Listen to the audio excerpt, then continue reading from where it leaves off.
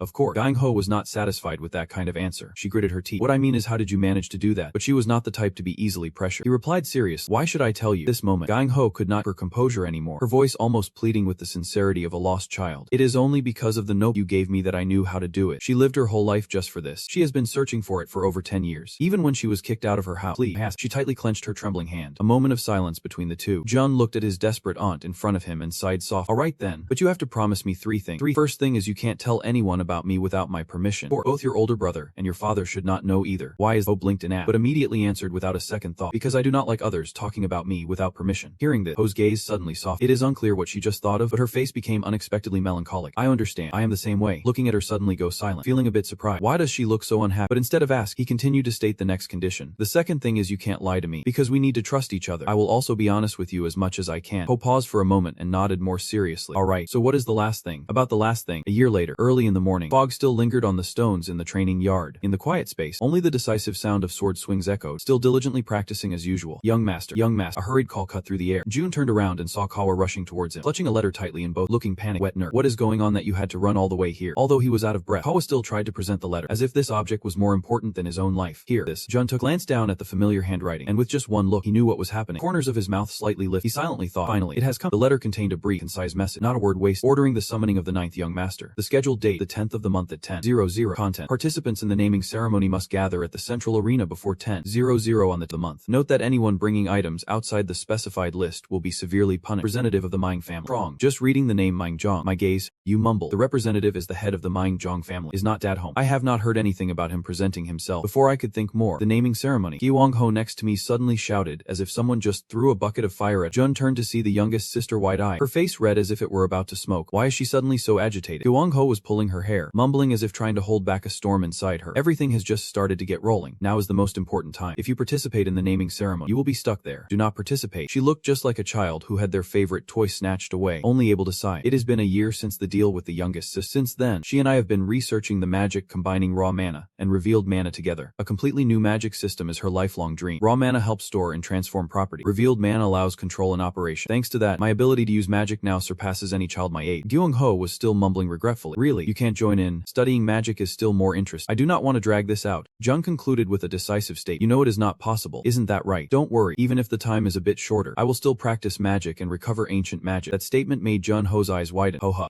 How can that be done? The training schedule for the naming ceremony will be very intense. But without hesitation, her eyes sparkled with unwavering faith. I will do both of those things at the same time. A few days later, a cold white room filled with artificial light. Surrounding the flowers is a glass cage of magic, dense like a prison of light. The two of them sat quietly inside, ready for what was to come. From the opposite side, a deep voice rang out. Today we will start training. First, endure the magical attack for 30 minutes. That was Jang Gik, the captain of the Blood Tiger team, who was directly in charge of the training for the naming ceremony. Right after those words, a buzzing sound erupted, and the entire glass cage began shooting out erratic lightning bolts. The blue lightning flicked, shining like hundreds of thunder snakes. But just as the lightning was about to strike, everything was suddenly stopped. An invisible barrier surrounds, deflecting every attack like wind brushing against a bronze wall. Jang Gu, who had witnessed many geniuses, had to pause at this moment. Normally, the ninth prince, having never received basic training, should have been burnt to a crisp, but he pushed everything back with magic. His gaze unconsciously turned toward. At that moment, his eyes met Jang Gu's, calm, cold, and deeply suffocating. Is that kid watching me? Jang Gu's heart raced. He suddenly realized the boy was not passive. He was experimenting, forcing others to elevate their teaching to a new level. Damn it. Is that what you call a kid? With abilities like that, calling him a genius is an understatement. This is no longer just naming training. It is time for me to give my all, imparting every drop of experience. Thinking about the immense potential before him, Jang Gu's hand instinctively, and a feeling he could not quite describe surged within. Not just surprise, but excitement. Passion that seemed to have cooled long ago was reigniting. I'm Pat, waiting for no one. After a grueling training session, he sighed, stretching and mumbling. Phew, it is finally over. This family really is insane. To train resistance to magic, did they really throw themselves into a magical device? But I did not expect that they would apologize for. Jun shrugged. It seemed like everyone's gaze toward him started to change. Anyway, it is time to take a little break. Just as he was about to turn away, it felt like fate was playing tricks. A shadow rushed out from the side. In that moment, Theon reacted like a machine programmed beforehand. His arm shot up, decisively blocking the sneak attack. The attacker was none other than Ho. Seeing the attack fail, the girl coldly shouted, "You little brat, come here for a minute." Or is not one to play along with someone else's. He stepped back, frowning. What are you up to? Ho could not cool and yelled, "Watch your word. I am the legitimate child. You are just the illegitimate one. Besides, I am a year older than you." Jun did not bother arguing. With a kid like her, arguing is a bigger waste of time than training in a snowstorm. He just flicked his hand light. I do not have time to squabble with. After saying that, the young man decisively turned and left. But Ho's anger was not so easily extinguished. The girl channeled her magic into her, shouting loud, "Do not ignore me." Sensing the magical fluctuation from behind, Theon immediately turned back, his expression darkening. "You dare to use magic too? I was going to let this go, but I guess I have to teach her a lesson." Punch came close but did not land as he easily dodged. At the same time, his hand reached out, grabbing the collar of Ho's shirt and lifting her up into the air. His voice was cold and warning. "If you want to complain, go complain to your mother. Don't bother me. I am really busy right now." With that, she let landing grace, but instead of admitting defeat, she started venting all her frustration. "It is all your fault, because you caused a huge scene at the selection ceremony before. Keep getting compared to you. Please know your place as a second child, and just quiet. It is so unfair. I train hard every day and lose sleep, while you were born with more talent. I do not want that either." But my mother came. Ho realized she spoke out of turn, and immediately covered her mouth. Jun raised an eyebrow slightly. Ironic smile appeared on her, blaming other. "That is so easy. Right. As you said, I am a second child, and this status does not allow me that luxury. Can't sleep? Then do not sleep at all. If you can't snack and still can't keep up, then just skip the main meal too. If I make you angry, then do whatever it takes to defeat me, and force me to apologize to you, because that is the style of the Sunglan family." Without waiting for Ho to respond, she turned and walked away, her step steady, not looking back. Behind her, the girl clenched her fists and shouted, "You talk tough, but at the naming ceremony, I will show better results than you, making you call me sister and kneel down to beg. Remember that." Jun did not turn around. She just calmly replied, "Yeah, I will wait and see." That afternoon, at the training area designated for the direct members of the 7th District, a woman in formal attire was approaching. No one needed to announce it. That cold atmosphere made all the servants bow down. "The lady has arrived." One person respectfully. Lady Baizon coldly nodded. "Step back. I need to talk to my daughter." With that, she entered the training room, where Ho was focused on hitting the dummy, sweat dripping onto the cold tiled floor. Just one sentence rang out. "What are you doing?" Ho jumped and turned around, her hands frozen in midair. Recognizing the familiar voice, she stammered, "I am practicing." Ho's gaze fell to the ground, not daring to meet her mother's sharp stare. And just as she had predicted, Baizon did not come to praise. She came to dissect all of her daughter's failures with words colder than ice. "I have heard about it. You let it overpower you." The icy voice echoed from behind the door that had just opened. Buon stood there like a brewing storm, her eyes full of disappointment and pressure. "I told you, if you can't suppress it, then crush it. It is truly disappointing. You are just going to train hard out of fear of being punished. Then stop." Her words cut deep like a knife. Ho fell silent for a few seconds. Then, as if something within her had risen, she lifted her head, her gaze resolute as she faced her mother. "I know what you think about my training, but I am doing this because I want to. I will beat that guy, but not because you want me to. It is because I want to. I will decide for myself." Bon narrowed his eyes slightly at the response. Although her face did not change, a feeling of discomfort began to rise in her heart. She murmured softly, "Am I being stirred up by some nobody? You are the direct descendant of the Xung Mulan clan. You and he are fundamentally different from the start. Beating him is a given. Yet you are getting stirred up." Saying that, she took a small crystal bottle bottle from her sleeve and handed it to her daughter with a cold reminder. This is mine. It is a type of poison. You can't overcome it. Then just trample it. That is the way of the Iksung Mulan clan. Without saying another word, Bazin turned and left the room. At the same time, in another room, a shocked whisper rang out. This can't. Maid Ka stared wide-eyed at the computer screen, which displayed the latest results from the internal evaluation system of the Iksung Mulan clan. Male gender, level 1 magic power, level 1 weapon skill, level 1 theory, overall ranking level 1. Right beside her, Jun smiled brightly like a spring breeze, arms crossed proudly. What is it, wet nerd? Are you less worried now? Kawa could hardly contain her emotion as she hugged her little master tight, her voice trembling but filled with pride. I did not help you at all, master. Yet you did so well like this. Jun chuckled, responding gently. You have helped me a lot. Do not say that. Just then, heavy footsteps suddenly rang out from outside, shattering the warm moment between them. The door swung open. Come on, little one, let us go practice. Ho rushed in like a storm, his face ablaze with enthusiasm, as if he had just eaten a whole barrel of fire. Jun blinked, and before he could process, he blurted out, but I just finished practicing. Ho declared loudly, raising his arm to show off his muscles like a superhero. That is why you need to going. Practicing magic will help you feel less tired. Jun looked at her with the gaze of a middle-aged uncle observing a child talking nonsense. I have never heard of that before. Ho paused, his eyes drifting to the side, mumbling, it must be that way. Seeing this, Jun shook his head lightly but did not say anything more. He suddenly remembered something and spoke seriously. Well, okay, anyway, I have something I want to show you. This statement caused Gon Ho's expression to change immediately, from curious to shocked. Is it possible that I have reached the first level already? How? Jun did not respond, just gave a slight smile, enough to confirm everything. The technique for normal mana control has 3 distinct stages: strengthening, body and hand, Kwai transformation of mana property, and Kai release of extraordinary power. However, Jun Ho's mana system divides into special tiers, capable of combining both modern and ancient elements. This moment, Jun Ho channeled mana into Xian, focusing on the sensation. A moment later, she exclaimed as if she had just hit the jackpot. Perfect. You really are at the first level. Do you feel strange using magic? I thought it would take at least another year. Jun shivered slightly, unable to help but recall the months spent groping in the dark, filled with hardship and the risk of death. I realized this while studying the theory alone. Looking back, it really was a kind of insane training. If I failed to control the mana, the balance between the heart and the mana flow could completely collapse. But in reality, just letting everything happen naturally is enough. Mana is like water. It will flow according to its own laws. In the end, our bodies are just vessels for mana. Calm and composed words were like a drop of water falling on the surface of a lake, causing the mind of Jen Ho to gently stir. She paused for a few seconds and murmured, the body is a container, right? I think I can do it too. It might take some time, but I can do it. Unlike before, this time her voice was not filled with excitement or sarcasm, but rather a gentle joy, soaked in the feeling of having just realized something important. Seeing this, she smiled softly, a small smile that carried a sense of reassurance, as if she had just seen a light at the end of the tunnel. Did she just grasp something? Jun thought to himself, but that moment of peace did not last long, because just a second later, Grandma Ho rushed in to hug him tightly like a bear, squeezing him and shouting loud, "Thank my sweet little one. It is really my luck." Before John could react, her arms tightened around him like a steel clamp, causing every joint in his body to crack ominously. Let go, or I will break a rib. It was not until he heard her real scream that Grandma Ho finally let him go, looking as if she felt no remorse at all. On the contrary, she was excited to switch to a new topic. Wonderful. So now let us move on to the second stage. From the beginning, you knew that my first stage was different from the usual first stage. That is right. So what do you think is the best thing you can use? Jun raised his hand to stroke his chin, pondering for a moment as if considering his entire journey, then replied, "The thing I use best, I think, is the sword." Before he could finish his sentence, Gai Ho immediately shook his head and interrupted, "In my opinion, that is not it." Jun jumped, frowning and asking again, "But I have never seen you practice swordsmanship." Gai Ho shrugged, responding with a half-joke, half-serious expression. "There have been a few times when I had some free time. What I mean is, you have a talent that surpasses even swordsmanship. It is a bit hard to explain in words, but your greatest talent is actually in magic. Your magical talent is so outstanding that everything else pales in comparison. I have tried to teach the magic I created to many people, but no one could do it." Hearing this, his gaze dropped slightly. He bowed his head, looking at his hands as if searching for something he had once lost. "Before I went back to the past, I was mocked for not being able to use magic." A series of hazy memories returned. Days of being looked down upon, those pitying gazes, condescending remarks. Seeing him start to sink into thought, Gai Ho gently flicked his forehead as if to pull him back to reality. "But for you now, reaching the second star is not a difficult task, and if you succeed with the second star, the naming ceremony will be no different from that of a child. After that, I will teach you the real technique, so focus on it." Jin nodded slightly, his voice calm but filled with determination. "I understand. What is that thing next to you?" He glanced at a wooden box placed on the table. "Is it this?" Ho said softly, and then a sharp gust of wind swept across his face, leaving a thin scratch on his cheek before the strange object slammed into the wall behind, causing the bricks to crack. "It is a metal ball. You need to learn to release your magical power while moving. You just stand still and use it. That magical power is no different from being used." "Alright, let us get started," Ho said with a bright smile, showing no signs of remorse. "I really have a very bad feeling about this deadly training." Time passed in the blink of an eye, switching scenes to a large arena where Ho was standing face to face. Dungan, the captain of the Blood Tiger team, with a commanding and imposing voice, he introduced himself. "I am the captain of the Blood Tiger team, Lai Jungan. From now on, I will guide you on the techniques of Ksung Mu. Choose the weapon you will use and bring it here within a minute, so do not dawdle." Without delay, Ho rushed toward the rack his weapon, but while choosing, Ho-si could not help but sneak a glance at the end. Rian gritted his teeth. "What are you staring at? What do you want to say?" Ho jumped and stuttered in denial. "What are you looking at? There is nothing to talk about." Then quickly leaning in, he whispered, "You also use a sword, right?" Jin replied coldly, without saying more, picked up 2 swords and a spear, then turned back to the training ground. Ho's eyes widened. "But earlier I clearly saw you practicing with a sword." Meanwhile, Captain Dung glanced at the weapons in his hand, frowned, asking, "What are you doing? You told us to choose our weapons and bring them." Dian replied, "Right, boss." Dung Ho emphasized again, "I said to choose what you actually use." And Jun shrugged as if it did not matter. "These are the things I use." At this point, Captain Bloodlake was completely at a loss. He shook his head, clearly frustrated, and and said, I thought you were not that stupid. Turns out you are just a block. HJ took to heart the words I was about to say. I said I would teach you the secret technique, but not any moves or stances. In Dunk, there are countless secret skills known as the Sovereign, and to grasp these skills, first, you must awaken the essence that is still dormant within your vein. From now on, I will help you unlock the awareness of it. So do not worry too much about awakening your instinct. As soon as he finished speaking, Dunk swung the spear with great force. Each gust of wind howled with every move, sharp and relentless, causing him to quickly adopt an attack stand, no openings. Looking at the posture like a tiger pouncing on prey, Ho could not help but worry and exclaim, what is he planning to do? I can already guess what is about to happen. He turned to warn, his voice steady yet cold. If you do not want to pass out right from the start, get ready. No sooner had the words left his mouth than Dung's figure descended like thunder, the swift movement like light. He was immediately right in front, delivering a powerful strike that sent Lo Ku Trung flying. Luckily, in that fleeting moment, he managed to react in time, using his sword to block the blow and reducing most of the damage. That action made Dung Wonian burst out laughing in surprise. He managed to block that. On the other side, landing light, gritting his teeth. Flurry of thoughts rushed through his mind. Damn it. Can't believe I have to go through this crazy thing again. In my past life, I did not even complete this training course, but this time it is going to be different. Time just kept flowing through the relentless training session. Under the special care of Captain Junget, the two of them and Ho were continuously pushed to their limit. It is not an exaggeration to say they were literally being beaten down. So it has been a full month since this hellish training began. He thought to himself, 10-year-old child, going through training tough enough to break bone and cause internal injuries is certainly not meant for kids. But I have no intention of complaining. I am starting to feel that sensation. Jun was mumbling to herself with a vague smile, corner of her lips. In another corner, the girl Ho jolted awake, face still pale with shock. Am I fainting again? Question echoed with fusion. Jun simply shrugged and replied nonchalant, that is right. This is your 22nd time. I have only fainted 16 times. That teasing tone was like poking a rough hat. Ho immediately got angry, wiping her eyes in regret. I wish I had prepared better on the first day. This moment, perspective shifted to Captain Dung-on. Standing not far away, he watched the two kids arguing, slowly calculating in his mind. This little brat has extraordinary potential. I might have overdone it. Yet he has not been seriously injured once. And that wild kid, from the very first day, I felt he was something valuable. First, seeing him bring a bunch of weapons, I thought he was an idiot, but it turns out he knows how to use each one quite well, even exceeding expectations in real combat. In just a month, the results have been like this. Quite interesting indeed. And then, in a voice as loud as thunder, he shouted, all right, let us start training. Everyone back to your position. Hearing the command, Hao and Ho immediately stopped arguing, gripping their weapons tight, their expressions turning serious. Before long, they realized a bitter truth. If you keep hitting like before, you will never get a chance. He glanced at Ho and quickly said, I will signal. You try to block it. Ho asked back in surprise. Why should I do that? He shrugged, responding casually. Well, you do not want to. Fine. I just thought we could land a blow on that Hearing this, Ho's face immediately changed. It seemed like the girl was also harboring a deep grudge against Dung after the endless beating. She gritted her teeth and asked, are you sure? Jin nodded firmly. Definitely. Without needing to say more, Ho tightened her grip on her weapon and charged forward, shouting, you owe me for this. Right behind her, Thean followed in perfectly calculated sync. A decisive thought echoed in his mind. With a genius level of strength, I do not stand a chance of winning, so I have to take advantage of our numbers. On the opposite side, Dung Hon observed how the two were coordinating. A slight smirk appeared on his lip, as if he found something amusing in it. He did not hesitate to make a comment. Coordinating. Not a bad choice, but only if that plan works. As soon as he finished speaking, Dung Hon tilted his head slightly, avoiding the thrust coming from Jean. A simple move, as if he had seen everything coming. Immediately after, he launched a counterattack with a spear thrust as quick as lightning, but it was already predicted how things would unfold beforehand. As soon as he saw the opponent make a move, he quickly pulled back to defend. Dung's eyes suddenly flashed with surprise, but that was not the end of it. Just a moment later, he charged forward with terrifying speed, and right at the moment both sides were about to unleash their decisive move, he suddenly shouted loud. It was right then, after finishing his work, he stepped back to create distance. Immediately, Ho rushed in to take his place, swinging his sword down like a bolt of light. However, that determined attack was easily blocked by Dung. From behind, Thean was still silently observing. He knew well that this would not be easy. Two of them would not be able to take down Dung with just a simple blow. At that moment, he decided to change strategy. Jun tossed the spear aside, focusing his energy into the special ring, the limitless weapon he possessed. In the blink of an eye, the ring transformed into a shimmering long. This was one of the few weapons that could inflict real damage. The sword he had obtained from the infinite secret vault. Once again, he channeled his strength into his feet, like an arrow, shot straight ahead, the sword in his hand radiating a blazing aura. At the same time, Ho was knocked back by a powerful blow from the trainer, but he managed to seize that precious opportunity. You let go of the sword, shift your weight to your fist, and throw a punch with all your strength. It seemed like it would hit, but no. Dung Hon easily caught your punch with one hand. That brief moment of comfort made Jian let out a strained laugh. Huh, did you block it? Before the question could settle, punch from Dung Hon sent your body flying like a cannon. You crashed into the wall, unable to hold back, and coughed blood. Even so, coordinated attack was enough to satisfy Trung Quan. His calm voice rang out with a hint of praise. It took 37 days. Congratulations on unlocking your sixth sense, but you are still far from it. Little lady. As Dung Hon spoke, he leaned to avoid another strike from Ho and unexpectedly feet, making her fall against the wall with no chance to resist. Looking at the two kids sprawled out, Dung seemed to think that was enough for today. He calmly declared that today would end here. Before long, the arguing resumed, and Ho sprang up, turning to question him irritably. You said you could land a hit, and I believed you. That little punk. Ignoring the two kids arguing, Dung Hon turned and left. Meanwhile, he quietly glanced at his palm, which was now slightly swollen. A cold thought flashed through his mind. In the end, even though the magic was activated, it only pierced through a little bit. Even though it was just a small amount, I have broken the taboo of using magic. Giving up a technique like that, combined with an excellent fighting instinct, will make him someone who terrifies the pillars of the clan. Time flew by like the wind. By the 47th day, after Ho had unlocked her sixth sense, the training session with Captain Dung officially came to an end. During the remaining time, both were allowed to rest and review what they had learned. And at this moment, someone appeared in front of. It was none other than Limong Zhang's older brother, Limian Zhang, the eldest son of the clan. His title is Sextung, making both the magical and martial arts worlds fear him. He is a second-tier master in both fields, a figure who is both respected and wary, but for him, he is neither a legend nor an idol, just simply the only older brother. Jun took a deep breath, reminding himself to return to reality. After both had taken a seat, Ming spoke up, his voice full of regret. I am sorry for not being able to care for you, even if it is just an excuse. I have been a bit busy lately. Jun gently responded, her gaze calm as if she had understood for a long time. It is across the way. Ming laughed upon seeing Jean's somewhat reserved yet honest attitude. This must be the first time we are meeting, but you knew right away who I was, did not you? Jun replied honestly without beating around the bush. Of course, even though I am just an illegitimate child, as your younger brother, how could I not know my big brother's fate? Just hearing that made Mayong freeze for a moment. His gaze briefly turned sad, and in a low voice, he reminded him, don't ever say that again, even if I am an outsider, even if we were born from different mothers. You and I are still siblings. That statement was not just a reminder, but also filled with sorrow. In Mayong's heart, he felt bitterness for a child who had not even had a naming ceremony, yet still considered himself outside the family, not knowing his brother's thoughts. Theon awkwardly scratched his head and said quietly. Seeing that, Mayong just sighed, a heavy breath filled with emotion. No need to apologize. Just understanding is enough. Next time, you do not have to greet me so formally. We are siblings. What is with all the politics? I understand. Jun smiled and nodded. In his memories from the past life, Jun always clearly remembered his big brother. No matter how skilled he was, always maintained such sincere calm. Not wanting to make the conversation too heavy, Ming Dong quickly changed the subject and took out a gift from his coat pocket. This is a welcome gift. When you enrolled at the Fan School of Magic in France, you got this, but I think it will be more useful for you. This is a kind of elixir called on. As he spoke, he gently placed a small glass vial in front of her, clear light inside radiating a special energy. As soon as she saw it, she immediately recognized it as a high-grade elixir crafted at the Magic Tower in France. Only 500 milliliters is produced every 10 years. A true treasure. After a moment of contemplation, Jun reached out to take the vial, her eyes shining with deep appreciation. You gave me something so precious. Thank big brother. However, this reaction seemed to leave Ming momentarily stunned. He was a bit surprised and slowly muttered as if to himself, you are a little different. Jun squinted slightly, feeling a bit suspicious. What do you mean? At that moment, Ming smiled gently and explained, people I have met foresee me as a rival, so this feeling is both strange and pleasant. Jun just smiled lightly and expressed his true thought. I do not see you as just a rival. Since I was born into this family, you are also my rival, so do not just see me as a cute kid. Who knows? One day I might become your biggest rival. I hope we will have an interesting tissue. Confidence in Jun's eyes made Ming burst out laughing. Alright, I will wait for that day. The day you become my strongest rival. With that, he gently ruffled his younger brother's hair, a gesture filled with both and hope. Deep down, he silently promised himself that his older brother had always truly loved and protected. This time, I will definitely protect. Time passed, and a few days later was the day of the second most important exam of the Sungwon family. The naming ceremony officially began. On the deck, a ship was cutting through the waves, heading towards the venue. Xian and Ho stood silently next to each other. They were being taken to a special island, Sichthan Island, where the color of the land changed, depending on the density of magic in the air. This is the ancient site, where the Sungmu Lan family holds the naming ceremony for new members. As the ship approached the island, crew member stepped out, seriously announced, I will now guide you about the naming exam. The young lady and young master will have to survive on Sichthan Island 3 weeks, prove themselves. The devices given to everyone now are to determine their location, unless in an emergency. They must always be kept on their person. Final challenge of the exam will open 2 days after the end of the 3rd week. Good luck to you all. As soon as we set foot on the island, the atmosphere changed as if warning us of a harsh journey about to begin. Suddenly, Ho spoke up soft, her expression somewhat hesitant. I have something to say, but before she could finish, Theon sighed, as if he already knew what she was about to reveal. Looks like you have already made up your mind.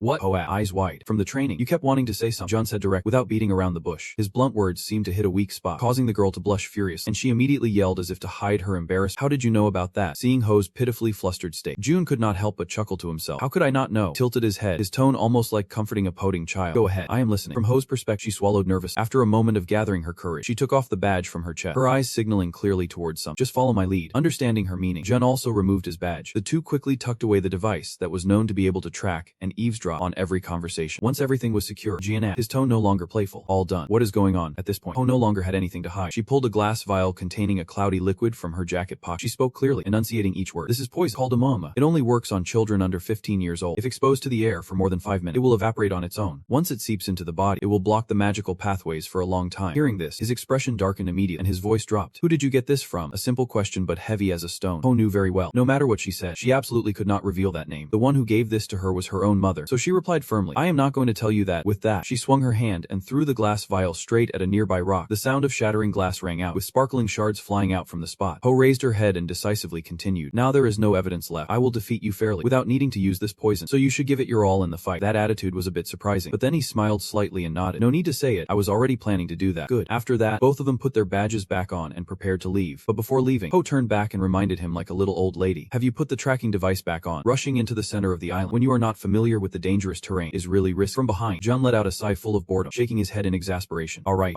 I know. Are you really worried about me? Instant statement struck the right nerve, causing Ho to explode with anger. What do you mean worried? I am just afraid that before you can fight, you will end up dead somewhere. Just after she yelled this. A chilling scream echoed from deep within the dense forest. Both of them immediately fell silent, turning to look in the direction of the sound, their expressions becoming alert. In that moment of silence, Ho lowered her voice to say a short, weighty sentence. Then do not die. I am going ahead. Saying that, she turned and walked to the left side of the path. Her figure gradually shrank among the thick forest, leaving John standing alone watching her go. He mumbled as if speaking to himself. She is gone. But even if she says that, my goal is not the outs of the island. Alright, I should get going too. Straight to the center of Sich Than Island. That moment, in the observation room of the Xung Mulan clan where screens were displaying live footage from the island. The elders and senior members were intently watching. One of them spoke up, his gaze fixed on the screen showing the flower. This is indeed the 8th child of the Xung Mulan clan. She has already completed her first hunting mission. The number of monsters she took down is quite impressive too. After all, this must be Ho's first real combat. That instinct does not come naturally. It has been 47 days. I think, meanwhile, in the shadow, Captain Dung quietly leaned against the wall and slowly spoke. This kid was not like this. I think it would take at least 2 months. In his heart, Dung Ogan could not help despite the talent. That is all there is to it. It is simply that someone has stimulated. That is the youngest brother. His gaze slowly shifted to another screen, where a completely different image was being displayed of Ho fighting non-stop. June seemed to be quietly exploring every step, discovering every corner of the island. The stark contrast made the old man frown and question this suspicion. But what the hell is that kid doing? Dung glanced at the screen and replied slowly. It looks like the kid is looking for a hiding place. Immediate. Several cold, disdainful laughs echoed throughout the room, acting like a scared little mouse running away. Truly a coward. Definitely a bastard child. On the other side of the observation room, I was also watching the developments unfold, hearing the cruel mockery aimed at his younger brother. He could no longer his composure. Glanced around at each face and coldly reminded, don't talk anymore. In a dangerous place like this, finding a hiding spot first is wise. There is nothing to criticize about that. His words made a few people who were mocking cough awkward and try to cover it up with empty statements. Yeah, that is true. Ha. It is probably because we have been looking at the young lady too much. Our standards have gone up. However, not everyone knows how to mind their man. The old man, cunning as ever, did not care about the eldest sons, continued to taunt. Let us, being a member of the Xung Mu clan is considered a sin, is not. It is ridiculous for someone with the blood of Xung Mu to behave like a commoner. Those poisonous words made mine clench as he did not respond. But inside he was boiling, just because of his background, belittling a child. When did our clan become like this? Or rather, have we always been this way? But more importantly, what is Lian planning to do by heading straight to the center of the island like that? That thought made him unconsciously look at Afed Hong, the uncle of both. This moment, he was nervously biting his nail, his eyes full of worry, and a mumble escaped his lips. What the hell is this kid think? That statement made mine realize. Not only him but also others felt confused. He sighed softly. What are you really planning to do? The scene shifts to when they found a deep cave in the forest, place hidden enough to be a refuge. You should not act reckless. Before entering the cave, Jun burned a handful of herbs and threw a firecracker inside. The light and smoke spread, helping to check if there were any creatures hiding inside. Then he covered the entrance with leaves. Every action was precise, with no unnecessary steps. A few murmurs of agreement came from the observer. His hiding skills are not bad. Suddenly, the old man yelled at Jai, wait a sec, what is that kid doing? All eyes immediately turned to the screen. The image showed him taking off the watch and badge, 2 tracking devices, and setting them aside. Next, he covered both devices with leaves. Instant, the monitoring screen turned black. In the back, Captain Dungan laughed loud, unable to hide his amusement. Ha, you really can't predict anything. Meanwhile, both Tief Hong and Mai could only hold their heads in despair. For John, that action was necessary. He could not let those prying eyes track all his secrets. After hiding all the devices, he murmured softly, there is no need for others to see this. Now we can use it infinitely. Once you are in the Red Island, you have to harvest as much as you can. Alright. As he spoke, he transformed the ring on his hand into a sharp sword, ready for the next hunt. Time flew, and evening fell. Sitting in front of a clay pot, frowning and staring intently at the liquid inside, illuminated by flickering firelight, a thick, dark blue liquid that looked like poison, to the point where he felt as if he could see a screaming fate within that liquid. He muttered, unable to hide his apprehension. It must be done. But it looks horrifying. Is this really magic tea? Old memories resurfaced from a past life when he could not afford to buy even cheap elixir, having to follow herbalists to find magical herb. Now, in a place like Red Island, where magic is dense in the air, it would be a waste he did not take advantage of to increase his magic. The youngest sister used to say that a sip of magic, even if disgusting, is better than having nothing at all. Jun took a deep breath, gritted his teeth, and said, alright, lift the pot up and bring it close. Soon after, clay pot was tossed aside, and he slumped down, his face pale as if all his life force had been drained. Thithro sighed, that really tastes like it came from hell. And thus, the solitary battle that lasted 3 weeks officially began. It is the 18th day of the office naming ceremony for Mai Hongjong. Under the clear blue sky stands a modestly sized house with an antique design. Mai is sitting focused on work in the office when suddenly a voice calls out, may we come in? He looks up, paying attention. Come in. At that moment, a subordinate appears from afar and enters. Sorry to disturb you while you are working. Not paying much attention, responds with a concerned smile. It is, looking at your face. I guess you have bad news. The person who just entered solemnly report. A large group of wanderers seems to have entered North Korea. He is Yu Jang-hon, the deputy team leader of the Mijinjong sword team. He stands straight, seriously adhering to the rule, not wasting a second to report the situation in detail to Mijin. Initially, I thought they would disrupt the wilderness area of the danger zone, but they are moving south, 2 days away from a magical quarry of the clan. Mayong, somewhat gloomy, rubs his chin in thought. Wandering, those criminals are roaming the area. Then he continued to analyze, wanting to get Yang Hen's opinion on those spirit balls that would not invade the clan's territory without reason. Yen also had some doubts in her heart, pointing out several suspicious places. On the surface, they seemed like wanderers, but it could also be just a disguise. There had to be some powerful force behind them. Mai continuously tapped his fingers on the table, feeling a bit concerned about this matter. There was also news that the Nine Dragons gang had moved their troops to the northern border. From the information he gathered, it was clear that the enormous force of Zongyuan, the Nine Dragons gang, was continuously provoking the Xu family to invade the uncharted territory of Mayan. He lowered his eyes, as if if he had figured out a few of their intentions. It seemed that the information about his father leaving the clan had been leaked. This must be a great opportunity for hostile forces. Mai wanted to confirm the situation a bit, so he spoke up to ask, have the clan's intelligence department found out about the recent information? Yang Hong clear and loud continued the report. Thanks to your prior orders for surveillance, we have grasped the clan's intelligence fast. He also felt a sense of urgency in his heart. Mai stood up to make a decision. So first, let us collaborate with the intelligence department to learn more. Pulled the chair in, turned around, and looked outside, certain that there was still something more. Mai held his hands behind his back, trying to maintain calm on the outside, but inside he was restless. Hopefully, this is just a false intuition. The scene changed as night fell. In a dark, dense forest, a red magic circle appeared here. It suddenly changed. The symbols in the center flickered bright. Just a moment later, layers of space cracked open, revealing a black hole in the middle. Something that made a continuous clanging sound gradually emerged outside. Following that was a person with a smirk on their lips, part of their hair obscuring their face. This mysterious figure suddenly appeared in the forest, only their silhouette visible in the dark. A cold voice rang out. Is 2 nights enough to kill a bastard child? Under the clear blue sky, near the dark forest, was the distant sound of the waves at the beach. Horrifying screams echoed continuously, along with the powerful footsteps of wild beasts. The source of those tremors is a creature resembling a dragon, mixed with a crocodile, moving and breathing heavily. They are a 7th level monster dragon race. Draco. The man suddenly appeared in front of, gripping a sword tight, breathing heavily. Draco raised its head high, taking a deep breath that made its belly swell and turn red. Just a few seconds later, it spread its wings wide and unleashed a stream of fire in a straight line. Nothing could survive its power. You stared wide-eyed, your expression clearly showing the tension as you sweated, but swiftly seized the opportunity. As the flames approached, you leaned back to dodge. The large flames were right beside Y. You bravely channeled magic into the sword, pulling it forward. Y launched high with the innate power accumulated earlier, facing Draco head-on without hesitation. With your shout echoing, lightning struck repeated, fueled by your determination to advance. I jumped right onto its head, thrusting the sword with a surge of lightning that lit up the sky. Draco could not dodge and had no means to defend itself. It immediately burned black, fell down. You exhaled a sigh of relief. Your hand clenched as you raised it to wipe the sweat from your brow. His clothes were also burned in several places. You glanced in amazement. Indeed, a dragon is different. We were still on the outskirts of Xichthan Island. I would have been knocked out by the first blow. You sheathed your sword with a sigh, thinking to yourself that it until the 19th day for you to reach the center, Than Island, the dragon's territory. But staying here only wastes his time. You would not waste time here. You quickly turned to think, there is another reason I came this deep. Suddenly, your foot stopped moving and froze in place. Your sixth sense was keenly alert. You became extremely cautious, immediately entering a defensive stance. What now? Plopped down on the ground, relying on experience to lean against tree. Your gaze fixed ahead, your face dark, sharpness emanating from your eyes as you thought. Sure enough, another wave of monsters appeared right in front of you. This time they came in a pack, a mix of human and lizard form. According to they are level 8 monsters, the lizard, and you did not run away. Standing in a hidden corner observing their every move. There has been something unusual since yesterday. The lizard people should have lived on the out, yet they appeared in the center. However, when I attacked, they only fled without resist. You seriously contemplate, rubbing your chin as you thought about your attack strategy. The lizard people are of a lower rank, not very intelligent. They must have been influenced by something. He thought of a way, and without hesitation, drew his sword and charged forward. If that is the case, the monsters sense one of their own looking over at its loud roar. The others quickly turned tail and fled. Placed your bet successfully, fearless and charging ahead fast. Just as predicted, he unleashed a flurry of sharp strikes, and one by one, they fell. The boy stood amidst a pile of lizardmen, thinking to himself, once could be coincidence, but the second time can't be. I have got to chase them down. The sun was slowly setting, the sunset casting a glow over the sky, and eerie sounds echoed through the tree, adding to the tension. From within this forest came a voice along with ominous purple energy, signaling the start of a battle. No one. The main cause was still that mysterious person. He sat cross-legged, facing the sunset, his blood pulsing strangely. This person was still engrossed in his task, unaware that a layman had approached from behind. A child like that can single-handedly take out so many, but it should be fine. As it got closer, he still focused on talking to himself. After all, it is still just a child. This person is the one who tamed the Nishiyama Sogo monster. He calmly smirks and glances back, seeing a novice easily caught in a trap due to inexperience, concealing some creature in his heart. His eyes gently lowered as he murmured, perhaps I do not need to use what I have prepared. He did not know when he had stood hunting in the tree, observing the situation and making judgment. It was so clear that I had my doubt, but it turns out this is indeed a trap. Controlling a monster, a tamer, furrows his brow, trying to shield himself as much as possible. How could an outsider enter Crimson Green Island? He was constantly lost and thought about possible strategy. It was not impossible. What if there is a teleportation already set up inside Crimson Green Island? Just a few minutes later, he broke into a mile. A perfect plan formed in his mind. Surely someone from the clan was involved. He frowned, slowly zipping up his jacket to report to the clan, and waiting for reinforcements. Clenched his fist, determination. His gaze fixed ahead and thought, by the time reinforcements arrive, it will be too late. The information about the mastermind will no longer be in our hands. You immediately put your hand in your. There is only one way to handle dreading the plan. Quickly activated his skill, the invisibility technique. You did not miss your chance. He swiftly jumped down from the branch. I will erase all traces. You crouched down on the ground, boiling your body into an attacking position, then leaped forward with incredible speed. Flew behind Sogo, swinging your sword to strike, determined to eliminate them. However, at that moment, a bird in Sogo's hand suddenly woke up, sensing something dangerous, and then, in an instant, it let out a piercing scream, warning him that Young was behind, ready to attack. Sogo heard the cry and quickly turned around, surprised. When did he get here? He looked at the bird in Sogo's hand, feeling dissatisfied. Damn it, did he bring a relic to detect danger? But you did not stop. You swung your sword down at Sogo, quickly dodged to the side to escape this fatal blow. Struggling on the ground, he managed to say, Dung Mulan's offspring is stronger than I thought. Stood tall, pointing his sword at him and replied with disdain, or maybe you are just too weak. So quickly waved his hand, shouting loudly to silence. That moment, 3 green monsters appeared from nowhere, following his command to charge Awai. He quickly tightened his grip on the sword in his hand, a stream of sword energy swiftly enveloping it. 7-star sword. Third form. And then, as fast as lightning, he glided towards the 3 monsters, fast enough to leave only an afterimage behind. He decapitated the monsters with a sincere move. His confident expression after the strike changed as the monsters vanished, suddenly feeling something was off with their bodies. He froze for a moment. At that moment, dozens of iron chains bound him, leaving Yi stunned, unable to move, so stood to the side chanting spell, and when he saw Yi unable to move, he burst into cunning laughter. You fell into the trap. A mysterious magic circle appeared beneath. It continuously generated chains wrapping around his body. I looked around his body, surprisingly, while Sogo taunting him. That formation is a high-level magic array. Conceal the martial artist's magical power. Without magical power, you are just a useless kid. With this motionless body, just accept the tragic end. Yang stood silent, watching Sogo gradually disappear from sight, leaving only the green monster, unable to help but exclaim, sealing magic power. His face hard, becoming resolute. If so, Yang's body emitted a powerful aura, as if it wanted to devour everything. He strained his voice and yelled, just use the magic circle. In front of the monster, Yang shattered the chain. A small explosion caused by his overwhelming force. Yang looked at Sogo, who was still unaware of what was happening, leisurely running away. He jumped over his head in a moment of surprise and confusion. Only when Yang landed in front of Sogo did finally look at him in shock. Yang, with a confident, pointed his sword at Sogo and said loud, planning to run away. Trembling, stepped back and asked Yang, how can we break the spell? He calmly looked at him and replied, there is no reason to tell you. The image of you has been sent back to the base via the communication device. Surrender. So lowered his head, his lips curling slightly. It is nothing. And then, to Yang's astonishment, Sogo confidently exclaimed, I will kill you and regain my freedom. Yang was stunned, unable to believe his ears. What? While he was still dazed by the word, a massive shadow was moving towards him to attack. A huge tail struck hard against his small frame, leaving him no time to dodge this sudden attack. He flew off like a cannonball, heading towards a large tree in the forest. At the end of the attack, your body slammed hard into the tree, causing it to break. As for Yon, he was covered in wounds, blood pouring from his mouth, body trembled, lying motionless on the ground, your mind racing, not to mention. Then Yon weakly lifted his head to look ahead. Fear. A giant creature resembling a colossal turtle appeared right before you, the one who controls this land, the demon of the mountain. He held his injury, struggling to stand up, his mind starting to plot. A level 3 nightmare monster. How could an ordinary tamer like him control the demon of the mountain? Seeing you stand up, he could not help but exclaim a few words. You are quite sharp. Even though the taming is not yet complete, the order to kill you will definitely be carried out fully. His expression was extremely calm as he looked at you. He raised the staff in his hand, speaking while pulling something out. Don't struggle anymore. He tossed the golden talismans in his hands into the air, saying to you, accept your fate and go die quiet. You crouched down on the ground, quickly thinking of how to deal with this situation. Gradually became serious, putting your hand in your pocket, thinking calmly, you can't control the mountain demon. You just need to catch the tamer. The man pulled out a pill that looked very ordinary. You looked at it and thought to yourself, create an opening against this monster. There is only this way. Who would have thought I would have to use without hesitation? The man immediately pill in his mouth, a type of forbidden drug, due to the consequences being far too great compared to the amount of magical power received. As soon as you swallowed the pill, your body was instantly enhanced by a burst of magical power. Behind you, Ainz emitted flickering streams of energy along with another thing. You glanced down at the ring shining brightly under your hand. The man held his sword in hand, channeling powerful sword energy into it. Constantly think the secret technique she instructed could only be used when facing life-threatening danger. The man's eyes seemed to light up, and in his mind, he was thinking, now is the time. From his body, streams of oppressive power erupt, causing the ground around to tremble with the reverse technique. The man jumped off the ground, causing a large hole to appear right beneath his feet, and then, Yun flew through the air, delivering a decisive strike. Massive body. He landed on the ground in a stiff state, unable to help but think, even though his skin was unscathed, it still had an effect. Once again, why infuse the sword with a power? This, I will bring it down. The monster let out a horrifying scream that shook the entire forest. Why felt stunned upon hearing it. This was the roar of the Demon Hand Mountain. Looking at the huge monster in front of him, he could not help think, unable to move due to the dreadful magic field of Demon Hand Mountain. A mysterious dark aura suddenly radiated. I glanced at that dark aura and marveled. The dark energy pushed back the surroundings. Seizing the opportunity, he ran toward the monster. It was at that moment, Yang gathered all his strength, pulling the sword back to gain momentum for a fatal blow. He muttered the technique Void Sun Eclipse, and then Yan swung the sword, striking the monster and inflicting severe injury. It opened its mouth towards the sky, letting out a wail filled with sorrow and immense power, collapsing to the ground. The sky immediately cleared, and light shone once again, covered his mouth with his hand to prevent blood from gushing out. He fell to the ground, exhausted and covered in injury. Long thought, there is no time to hesitate. The consequences of the explosive trap and reverse magic will leave us unable to move for long. He hurriedly carried his injured body forward, worrying as he went. Only 10 seconds left. The demon's attacks have gone already. I need to find the tamer now. In the forest, he was desperately searching for Sogo while time was counting down. 8 seconds, 4 seconds, but he suddenly froze as if he discovered something. Looking down at the ground, he saw a red thread appearing, seemingly wanting to guide him. Path. Looking at the narrow path in the forest where the thread was pointing, he did not hesitate and entered as the countdown continued. 3 seconds. Immediately, the end of the thread, Sogo appeared, trying to escape through the gap in the mountain. He turned around in panic and shouted, "What the hell? How is that possible?" While he raced against time, he lunged forward, aiming his sharp sword at Sogo's throat, thinking it was not enough, just a little more. If only his body could stretch it further. Then he yelled at the sword, "Then stretch it out." The sword truly extended, piercing Sogo's throat, causing blood to splatter everywhere. He barely managed to let out a gasp before he stopped breathing. The blood-soaked sword finally fell to the ground, ringing out with a clanging sound. He trembled, sitting in front of Soi's cold corpse. First, you have to hold your body steady. If you collapse now, it is really the end. You just took some kind of medicine and swallowed it all at once. She warned that if you use the forbidden technique, you must definitely drink. Luckily, I brought the nectar along. His gaze began to fade, and he lost his balance. Before losing consciousness completely, he still thought that he had to suppress him completely before the monsters got low. His face showed fatigue, and his eyes gradually opened, hazily looking around. His whole body felt like it was being pulled down to the ground. His breathing becoming a whisper echoed, and everything around was white. Where is this? What happened to the beast tamer and the mountain demon? Suddenly, his whole body jolted with with a pain that made him tense up, his pupils gradually stiffening. He clenched his fists to endure the pain that shook him to the core. He murmured about his condition, feeling like his body was about to shatter. After a while, a green eye opened, staring intently his motionless body on the floor. A deep voice, tinged with despair, spoke up. Is it really ended up like this? This voice came from the black mist surrounding his body. Those things are too dangerous for a human to endure. How can both exist in one entity? The black mist wrapped around his hand. That voice echoed again, carrying a hint of pity. I hoped you would not wake up. Wish it were true now. Then it threw a purple-black object in front of him and coldly shouted, feed it. He woke the sound and exclaimed in surprise. This is like seeing a big beehive in front of you, softly calling out, purple hive. Could it be the purple stone? That voice echoed again, reminding, it is not you. It is it that needs to eat. Then, in that eye reflected an image of an old turtle and advised, the era has changed. Become strong, child of humanity. That eye gradually dimmed and the image of the turtle faded away. The voice also gradually softened and disappeared. Don't let yourself be swallowed by the era. Ho tilted her head, looking with an innocent expression, softly calling out, you are awake. He hazily turned his gaze and exclaimed, oh, you are angry, reminding him and then lowering her voice to ask, this brat dared to call you by your name. I am letting it slide because you are in pain. How's your body feeling? He closed his eyes again, feeling the flow of energy in his body. Although the skeletal system was severely damaged, the amount of magic power surged tremendously. You are starting to wake up and are surprised. Did I really absorb the stone of heaven? Then you calmly answer Ho's question. Few magic channels are broken. Your organs are slightly displaced. A few muscle tears. But it is not serious. After hearing this, her face pales and she exclaimed, what? That is not serious. You look at Ho seriously and mumble to yourself. The stone of heaven is something like Ho intended to get. Powerful elixir that enhances physical strength and increases magic. Immunity to poison and curses, something I was determined to acquire on Redstone Island. But I do feel a bit guilty about it. However, facing your slightly scrutinizing gaze, she seems a bit skeptical. Did you hit your head or something? You sit up and ask, wait, how did you end up from a distance? A loud voice calls out, little brother. My young rushes over with a worried expression, and you respond with a somewhat puzzled tone. Big brother. He worriedly holds out the medicine bottle, asking if you are okay. First, let me heal my injuries with magic. I brought some healing potion too. You wave your hand and respond with a forced smile. Thank you, brother, but I do not need magic healing, though I will gladly accept the potion. My silently watches you drink the potion, but his gaze is filled with pity and a bit of pain. My young dong turned to say, oh, can I step outside for a bit? I understand. After she left, he turned back to stare at you and said seriously, if it comes to death, I will wipe out every organization related to that beast tamer from this world, no matter how powerful they are. He then smiled, saying, that is reassuring. However, right after that, Ma Yong turned serious and criticized you as someone from Dumyam land. What you demonstrated is truly the model of a warrior, but as your elder brother, I can't look at it positive. It is recklessness. He scratched his head and said, you did not anticipate the appearance of the ghost hand mount, brother. If I had known it was there, I would have definitely waited. He slightly bowed his head, closed his eye, and sighed in response. You know the difference between reckless and calm, so that is good. Suddenly, you suggest, big brother, since I have dealt with the beast, the information about him also belongs to me. Ma Yong Dong raised his hand to rub his temple and said, I knew you would say that. Then he looked up at Yan and reported beast tamer used to be the top thief mate of the Yin Yang Liaoning Japan. It seems he was expelled for trying to master forbidden technique. The one behind it provided high-level charms and magic tools and activated while the ghost hand mountain was asleep. They wanted to kill you, pretending it was the actions of a monster. Fell into deep thought, absent-mindedly asked, haven't you investigated the mastermind yet? Ma Yong sighed and continued, the important information shocked you to the point of wide-eyed astonishment. He is in a state that is almost life-threatening, so it is hard to get information right away. After that, he immediately shared his conclusion. It seems I am not the main target they were after. He stayed silent for a moment and then asked, why do you think that? He then shared his reasoning. They want to damage your reputation by making everyone believe you did not notice the intruder and reacted too slowly. Dong sighed, rubbing his neck a bit, and said, that is true. Just a moment later, his face awkwardly said, it seems we can't just pretend we do not know. He asked again in a probing tone, are you okay? He reached out to pat his head and reassured, it is. My reputation might be a little damaged, but it is nothing serious. Dong looked at him with a loving gaze and said, you can be away for long, so you will come back here. Just as he was about to pull his hand back, Dong grabbed it again and called out loud, big brother. Young's eyes were full of confidence as he clearly proposed, do you want to make a deal with me? He saw that Mayim was still in disbelief, so he explained further, saying that you had anticipated the tamer's intrusion and ordered him to prepare. I will testify that way. Then he lowered his voice and muttered, that way it will seem like prepared for everything the family informant have not discussed yet. My young Dong asked back, for me, it is best to testify the truth, right? He slightly bent down to stand up, his voice filled with sincerity. If everyone believes I did this on my own, they will definitely be more wary and vigilant. He repeated to himself, which is why I call this a deal. Then he proposed that a transaction occurs when both sides exchange something they both need. What do you want? He straightened up excitedly and stated his request. Grant me access to the library for 3 days, and that is enough. Ma Yongdong chuckled lightly but then responded in a mocking tone. Alright, Thank quickly replied, no need to thank me. It is just a deal. He patted his shoulder and asked, even if you disagree, you surely have a way to handle this, right? He stuttered, unable to speak. Just then, phone in his pocket rang. Ma Yongdong pulled out the ringing phone and said, it seems like the sword team is calling you. You really have to go now. Before leaving, he turned back to call and tossed some him. Right, caught the small sword. His expression was very surprised when he received this gift. He left and the promise still lingered in Wei Guang's ears as he gazed at the small, shiny sword. Will you keep this a secret? Big brother. He smiled helplessly and said, you are still not easy to deal with at all. While Wang was putting his shirt back on, post forward and asked, looks like the conversation went well. He coldly responded, yeah. She stood with her hands on her gaze slightly challenging, asking, which official will you challenge among the examiner? It has been 3 weeks, so it must be open now. He kept his tone steady and asked back, what about you? Where will the challenge take place? Question made Kia Ho angry and shout. I asked first. Wei Guang retorted, feeling tongue-tied. You want to know? Answer me first. She placed her hand on her chest, her face showing satisfaction as she replied, where will I challenge? You ask. What else but the hardest challenge? Official Veng approved. After saying that, Ho asked, what about? He gently pulled the zipper of his shirt and said, official competition. Her face froze, shocked as she inquired, ho ha. Does Does that place even exist? Don't tell me that is one of the examiners in the outskirts. Ho frowned slightly, her face filled with determination as she replied, yeah, it is in the outskirts. Ho suddenly lowered her voice, regretfully saying it was really disappointing. It seems I misjudged you. You chose a minor official in the outskirts again. Then there is no need to say anything more. She just stood next to him mumbling, I thought you were the kind of opponent who would not just say it outright. I used to think you were better than me. He glanced at her, turned away, and silently speculated, because everyone assumes that the position determines the difficulty of the examination official. They probably think I chose the minor official because it is easier. Then they both went in different directions. He also turned his back toward the opposite side of the flower, sighed softly, and said, whatever, let them think what they want. In a dense forest, where light shone, there was a hint of dreaminess, along with some rustling sound. He was parting the leaves to find a path while, I do not remember exactly, but it must be around here. He lifted a branch, squinting slightly due to the bright light, whispering to himself, before kneeling, this is the cave I stumbled upon, and also the place where I will complete the second challenge of the naming ceremony. Ahead of him was a dark cave, and he strained to look inside with his doubts. As the conflict unfolded, he went to find a torch, lighting it up, prepared to step deeper into the cave. He raised the flame and stepped in, thinking naively. Looking through it was just an ordinary wall. After a while of observing, noticing the outlines on the rock, fell into contemplation again. But of course, it was not that simple. He set the torch aside and grabbed the sword at his hip, pulling it out. He kept slashing at the rock, and beams of blue light flashed along the path of the sword. After a moment, a large door appeared. The rocks on the sides were still dripping, falling down. With bright, confident eyes, he stared at the door, feeling pleased and silently cheering. Found it. He took out the small knife carried with. He slowly cut into the palm of his hand to let the blood flow out. He tightly clenched his hand, watching the blood flow. Your gaze was fully focused on the blue light radiating from the cut on your hand. He gestured towards the large door. Blood splattered along with beams of light stuck to the door. The door, stained with blood spot, began to move. From inside, a beam of light poured out. The ground begins to shake, and the door slowly opens to reveal an altar right in the middle. You look around the room. This moment, you look very small. Standing in the doorway without stepping in, you slowly walk toward the altar. Your clenched hand still bleeding drop by drop. You extend your hand to let the blood flow into the available bowl. Your serious voice report. The descendant of Sung Mu Lan requests to be tested by the ancestor. You watch your blood turn into green smoke surrounding Ho, merging with your plea. Please allow it. The voice echoes from the building, stating that the challenge of the battlefield has only one requirement. The green smoke reveals an illusion of you, and the challenge announced is beat yourself. You stand opposite the illusion, quickly preparing your sword while reciting the rule. There is no limit to the number of attempts before winning. Even if you give up, cannot leave. You draw your sword from its sheath and take your stand, quietly saying, let us begin. You gain momentum from your legs to attack, your feet thumping hard on the ground, creating a loud noise. But before you can strike, an illusory blade swings across your head, causing you to halt and exclaim. Your head feels like it is about to come off your neck. You are screaming in horror, wondering what the hell is going on, along with the illusion of yourself frozen in the pose, right after the attack. That panicked voice is still echoing. You quickly grab your neck and shake, your face clearly showing panic. You skeptically touch your neck, trying to reassure yourself. Just now, my neck definitely got cut, right? It is an illusion. In this challenge, I can tease. You straighten up with a hidden, feeling the reality hit hard. This level, a normal person would probably go crazy. Your eyes hold a hint of coldness, mixed with doubt as you look at the illusion.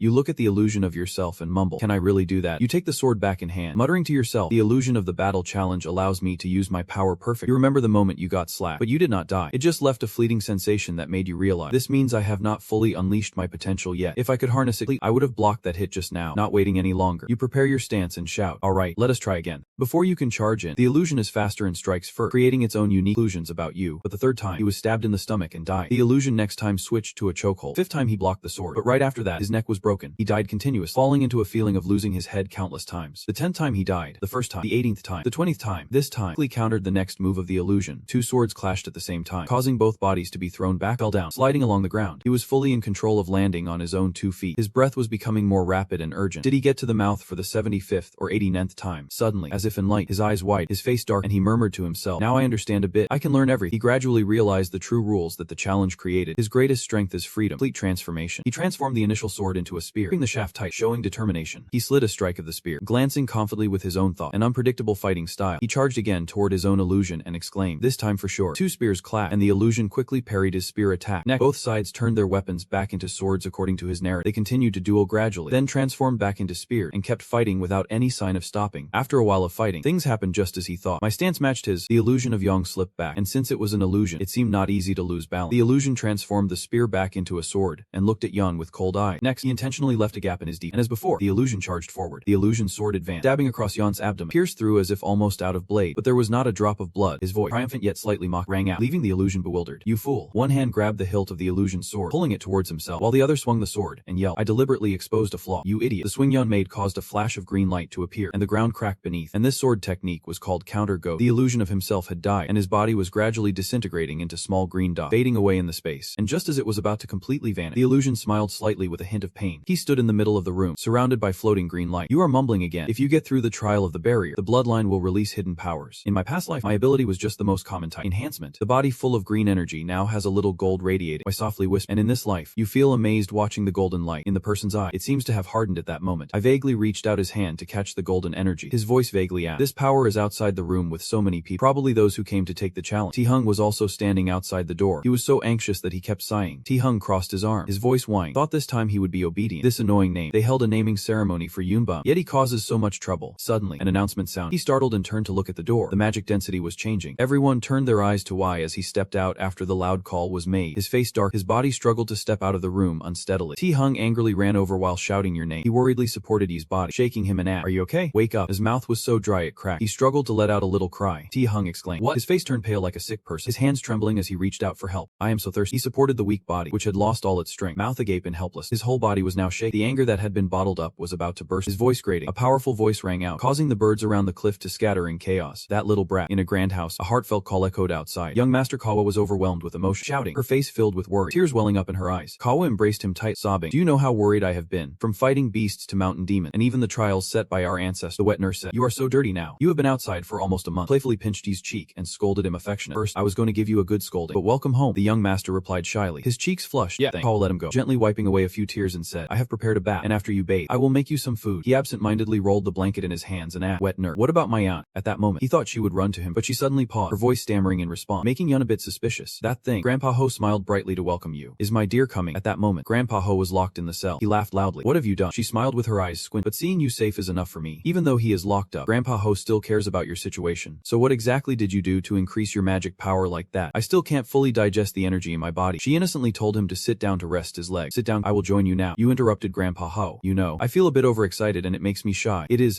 I did not expect you to go this far for me." Grandpa Ho remembered the reason he was thrown into the cell. The reason she was locked at that time. She was so agitated that she caused a ruckus in front of the elder. It took 2 people to restrain Grandpa Ho. She kept cursing. "It was because of you all, right? You all did this." She caused a scene in the control room with the elders and the big brother. She yelled and scolded everyone. Again, as always. Grandpa Ho regretted her impulsive act. "Dear, because I thought they had done something weird to you, so I could not help but lose my temper." You were surprised to hear her that. She just felt incredibly angry, thinking about not being able to see you again. "I squeezed my neck flower, naturally making my throat tighten while I complained to you. You recalled the memories of the two of us, and honestly said, I never fully trusted you before, but I do not know when I started to see you as part of the family." You smiled and sighed, embracing this new feeling. "All right, I accept that now." You turned to leave but did not forget to remind the flower, "I will take you out soon. Please wait a little longer." She reached out through the bar, waving you over. "How did you do that?" Do not push yourself too hard." You offered her a healing smile. "I won't do anything. You will be released soon anyway." You closed the door to the room, saying goodbye to Grandma Ho. "See you next time." At that moment, an airplane landed at the airport in the night. When it safely docked, the stairs were already prepared, and a line of people was waiting to greet. Tessin stepped out of the airplane, and his subordinates greeted him respectfully. "You made it here." You passed by Wazan, who was bowing his head. "I have kept you waiting for a long time." She politely declined. The hot spring has been prepared. Go take a shower and then have a meal." The elder and the younger brother stand, still listening to the adults talk. I humbly respond to her words. "All right." You glance at everything. After the naming ceremony, I keep thinking that I have matured quite a bit. The gazes of the father and son accidentally meet. The elder has many thoughts. The distance between me and my father is still something I can't measure. Your father's hasty turn made Yon think even more. Have our eyes met already? I boldly walk ahead. He casually says, "I always say those who do not know how to fight are unnecessary for the family." But his eyes seek meaning for his words. "Among them, there is only one child who carries the desire to win again." Tin's words shake Yon. Who is he talking to? Is it the elder brother? You sigh helpless. I have tried to suppress my emotions this much, and he can still read. Cut to the banquet hall of Sung Mo Land. The red carpet is already laid out. Everyone around is bustling with conversation. The elder chooses a small corner in the room, quietly observing. Since this is a rare event at Sung Mu Land, the scale of this party is much more grand than other ceremonies. You observe each person one by one, remembering past life memory. He can recognize them. That person is the youngest Tower Master sorcerer ever known. Looking at another person, he still recognizes Dean Yin Yang Liu. Oh no, now he is the vice dean. This moment, someone approaches, breaking into his private space. Apologies for the interruption, young master, but Steward Choi recently invites you to see the clan leader. He did not accept this situation and asked him again to be sure. Father, Steward Choi replied, "Please follow this way." He walked behind the steward, filled with questions in his heart. Why did Dad call me privately? I hope it is not something serious. This moment, outside in the starry night, he politely performed the greeting. Father, why did you call me? Father. He looked up and unexpectedly noticed another person besides his father. Standing next to him was his older brother, who was sweating nervous. Could it be that he had not finished yet? Tessin spoke. Think you already know why I summoned you. He ordered him to tell the story. I want to hear about what happened at the naming ceremony this time. According to my young, I discovered an outsider and Jia Leng captured him. He instinctively bowed his head when hearing T ask, "This plan is yours, right?" He squinted his eyes as he thought. His father already knew. He mustered all his courage to admit it to his father. That is right. I was the one who suggested the deal with the older brother. The condition is that I have the right to enter the library for 3 days and help the older brother avoid the storm. Public opinion this time. Tess is at a loss with this youngest son, only able to lightly scold him. Considering your contributions to this matter, I will overlook your false report. He warned him one last time, but there won't be another chance. He bowed deeply in apology to his father. I understand. Now it is my young Zhang's turn to be punished. On the contrary, you will have to receive appropriate punishment later. Organizing this party is your responsibility. Go back to your work. He placed his hand hand on his chest and listened. I will do that. Before leaving, Ma Young still smiled gently to reassure. He worriedly glanced at his older brother, unsure if he was okay. When the eldest brother left, he wanted to continue talking to the youngest son. Besides the false report, the credit this time belongs to you, and you will receive the reward that Ma Young promised. He was surprised by his father's word. After discovering the challenge of fighting, I will grant you a reward. I expressed his wish. If so, let us transition to T standing on the podium to open the party. Thank you to all the guests who took the time to come here. I hope that our two children, the main characters of today's party, will be blessed on the path ahead. Yuan Ho Ku on the red carpet heard him announce that the naming ceremony would continue. His warm voice resonated. Ho stepped forward. She smiled as she received Tessen's word. You are chosen by the holy sword, and always shine like the sun around you. Always this brilliant path. He gifted her. I give you the name X Hein, which means eternally shining. Moment. The nameplate of X Hein was also dropped down. The girl joyfully responded. Upon hearing his strategy, his gaze became sharp. Next, the entire auditorium fell silent as he invited the next person. He stepped forward. You stood up and walked forward while also paying attention to the expressions of those around you. Their reactions were no different from the previous selection setup, but it is fine. He stood there confident, unconcerned about the things around him. Hearing to describe strong and sharp, but also flexible without break, like a blacksmith gathering iron from all directions to forge it into a single block. You have also refined yourself. He spoke seriously about, can't find a word more fitting to describe. Immediately, he snapped his finger, the sound echoing throughout the room. Your nameplate was dropped, so we will name you Chion. You stood pondering in front of your nameplate. I was once given a name meaning to live resiliently like steel. He smiled with a hint of pride, but now that meaning has changed. You placed your hand on your left chest. Until I reach the pinnacle of Dungmal land, I will not stop. And he is proud of his new name. My name is Le Yong. You smiled brightly and said to your father, thanks. Scene shifts to the isolation room of Xung M land. It is a room but fully for one person. But someone is about to go crazy. Groaning in the room. Yi Wang Ho has been locked in the room for days. Can't take it anymore. She holds her head and screams loud, grabbing the bars, shaking them wildly and shouting at the world. I want to get out. It is too stuffed. I am so frustrated. Could not even witness naming the baby. Jun Wan's noises the room. They said they would let her out, but why is it taking so long? Even the guards want a signal for help urgently. Suddenly, the phone rings, catching their attention. After finishing the call, he walks in to see Yang Ho about to go wild, biting the blanket and screaming to get out. The guard unlocks the bars and tells the crazy one, you can go now. She stands frozen at the scene. Guang Ho is excited to hear him say that. As for the discipline, it will be announced later. For now, she is allowed to leave the isolation area. She eagerly rushes out of that prison-like place, making a ruckus. The guards fearfully remind her not around. Suddenly, someone calls her back. Wait a minute. Hold on a sec. Yi Wang Ho is even more delighted to see Wai Guang waiting for her at the door. Baby, she gave, asking her beloved little nephew. Could it really be that he let her go? He replied, that is right. Grandpa Ho looked puzzled and questioned. Ho-ha. Before she could finish, he held up a piece of paper in front of her. Grandpa Ho opened it to read the information on the paper. What is this? Just a reminder, he said. You owe me a favor. Grandpa Ho continued to read the document, noting that he was appointed as an elder. The more she read, the more shocked she became. Being appointed as the master of the night, Yong. He broke into a bright smile, raising his hand in front of, asking her to teach him from now on. The scene shifted to Yong adjusting his traditional attire. Kawa curiously asked, are we starting today? Seeing the image, she felt emotional, tears streaming down her face. Yong smiled and replied, this is just the beginning. Kawa sniffed, is the prince already 13 years old? He walked out the door. Goodbye, nanny. Well, I am off. Now he is 13 years old as Le Yong in the clear blue space, with the sky clear and the clouds gone. Yong's voice rang out. Good. He stood admiring the school gate. Tensun's life has begun. While standing in line at the schoolyard, there were some whispers about him. Is not that the illegitimate kid? Yeah. He is the 9th child of the old man. I heard there was a lot of chaos during the naming ceremony too. Their words were all full of contempt. It is probably just luck. After all, he is an illegitimate child. It is a bit hard to achieve such results in the naming ceremony just by luck. Huh, right. It really makes me curious. The old man stood seriously in line, unable to ignore those nasty comments. How many times do I have to say it? The illegitimate child. The illegitimate child is driving me crazy. Suddenly, he heard whispers by his ear. It is the 8th young lady. Turns out they were talking about Sang Hein. Her glamorous aura makes others, and indeed, she is a direct descendant of the family, with a totally different presence. This time, she was already 13 years old, but in the old man's eye, she was doing something quite strange. He noticed his attitudes toward her were completely different. Their reactions were so right. As Sang Hon approached to greet him, hey kiddo, the old man politely replied. Yeah, it has been a while since we last. She is scratching her neck. You are not holding a grudge about the naming ceremony, are you? You are so confusing. Ask again. The naming ceremony. Hai quickly corrected himself. It is not about what we talked about being disappointing. At this moment, he remembered the issue with her child. Thought that predicting the future like that was cold-blooded, but he still had to say nice things to her. Alright, do not worry about it. Hai was delighted, wanting him to confirm it again. How really? Are you serious? She laughed heartily. Good thing. You are a bit petty, are not you? He frowned angrily at her words, wanting to clarify that petty point. Hai was still curious about many things. He asked her, I heard you are studying with the little teacher. Even going to the library too. He was preparing to explain, but there was a loud announcement. Everyone pay attention. The dormitory managers are lined up neat. Person in the middle will now announce the class division. The new students called by name should gather in front of the instructor in an orderly manner. He started to feel anxious. What should I do? It is getting tense. If I get placed in a bad class, it is. He let out a long sigh of helplessness, which was understandable. The training period for students is 3 years. Class divisions are very important. Each division has 5 classes, and more outstanding students will be placed in higher class. The voice of the dorm supervisor echoed as he approached the car of his older brother. Miss First Grade, congratulations. You can happily take the acceptance letter. Thank you. He was lost in his thought. As expected, Lai X got into the first grade. The dorm supervisor's words interrupted his thought. Next up is young Master Lei Wai. He stepped forward to receive the accept letter. That is, yeah, thanks. He held the paper and read the information on it, not forgetting to glance at the expressions of others. The uncomfortable expression expression was quite obvious. He had predicted where he would end up. He knew it would be like this, but he did not expect them to be so blatant about it. He seemed quite satisfied. Class he was assigned to, 5th grade, also known as the remediation class, where those who had failed and been held back concentrated. Everything was probably going according to his plan. The danger level of that woman was increasing. The class assignment for direct descendants was based on the evaluation from the naming ceremony, while the evaluation committee was in the hands of the elder council and Lady B. Everything seems to be going according to his plan. They think they have caused him harm, but on the contrary, these things are actually better, less effort required. Just then, a supervisor came to lead him. Young master. He hurriedly turned to follow that guy. Got it. I am on my way now. You glanced over at X, who was standing nearby. She looked a bit angry. She was so mad that she was fuming. Why are you like this? Aren't you going to complain right away? He was impressed by her reaction. Oh man, just look at that face. You can tell if I do not do any, that girl will take action herself. You worried a bit, but the issue was still there as you waved back her even though you felt totally fine. He returned to his own plan. Right now, the more important issue is something essential that needs to be resolved. Damn it. 5th grade. Am I going to even graduate? The other kids are also shouting. What should I say to my dad about? Can't possibly go into 5th grade. The folks at home will laugh themselves to death. You felt powerless against the teaching staff here. It is really disappointing. Why do the students of Sung Mulan have this kind of attitude? Suddenly, a student approached to strike up a conversation. You are the youngest master of the main family, right? He replied. That is right. The boy said cheerfully. I really want to say hello. He smiled and introduced himself. I am Kim, the son of the small forge contractor from X-Dung M land. It is an honor to learn alongside the young master. He was surprised to recall relationships from his past life. Kim Han from the past had no memories of him. He wondered why it was him. Kim Han innocently made friends. The young master is a prominent, so I have always seen you as my idol. Looking at that silly face, he let down his guard. You are not lying, right? Kim Han. Right. You asked about Kim Han. What do you think about being placed in the grade? He replied innocent. Well, I guess my ability is only at that level right now. But that kid's gaze was determined. Who knows what will happen later? He was surprised by Kim Han's reaction. Kid's optimism impressed him. He smiled softly along with Kim Han, feeling the boy's innocent joy. He marked this person as someone special. You are dad. His words confused Kim Han. As soon as he entered the class, his old friends warmly welcomed. Nice to meet you. Tan Bin is counting on you. The boy in the middle was a 10-year-old student named Choi and Ha. The classmates are still confused, not understanding what is going on, trying their best together. That is right. If you have any questions, feel free to ask. A round of applause interrupted this excitement. After the greeting, everyone pay attention. Lee Dong-ho lightly tapped his chest to introduce himself. I am Lee Dong-ho, the teacher in charge of class 5. Since there are new students joining today, there will be no less. Just a brief introduction. This person is the teacher in charge of class 5, level 5 warrior Lee Dong-ho. He stood back quietly observed, still full of passion and determination as before. In my previous life, he also tutored me private because I could not, but he always maintained a polite attitude towards his student. Alright, that concludes the introduction.